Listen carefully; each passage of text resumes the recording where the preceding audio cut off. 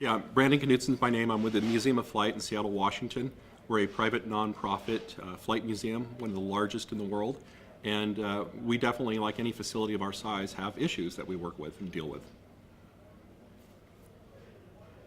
So, can you go back into some historical events or something that's happened in your role as a practitioner of security for the Museum of Flight and talk about some of those issues? Well, absolutely. You know, Chris, one of the things that I'm constantly trying to get my head around and deal with is, since we're a museum, obviously we're dealing with historic artifacts, things of great significance that if they're lost, they're not recoverable.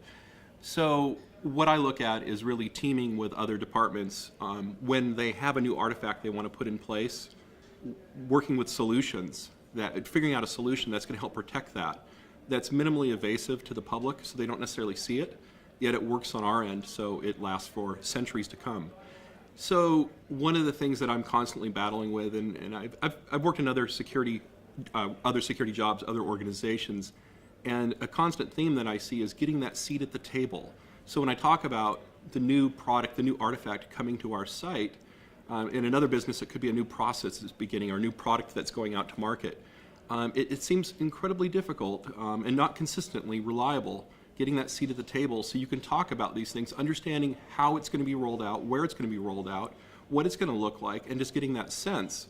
And it's really interesting to me because it doesn't take much more effort to involve security up front.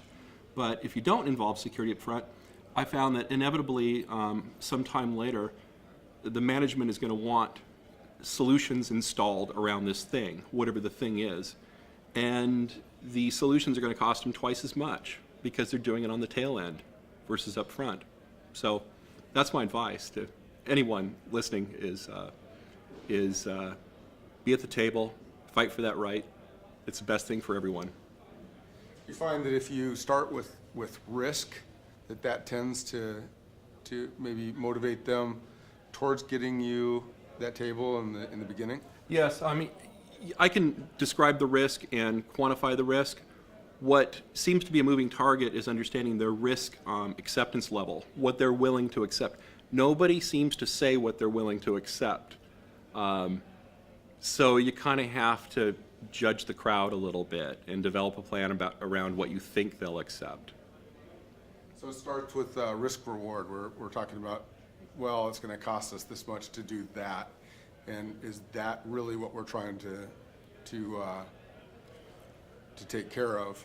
So really what it is that we're trying to protect may not be perceived in the beginning as a great enough risk. Right. Well, I think like anything, you know, an organization in their checkbook only has so much money. And are they going to spend that money on making the new thing look great? Or are they going to spend the money on making it last for generations? And I think that they just kind of, what ends up happening is we each get a little bit, and we each do what we can with the little bit we get. So I can't do what I want to do, but I can do some of what I want to do. Do you find that events in other museums or other like situations tend to motivate them to move a little quicker on this issue? No. I find they motivate me to be, and again, it's all about understanding or others being able to articulate their level of risk acceptance, and that's not always clear.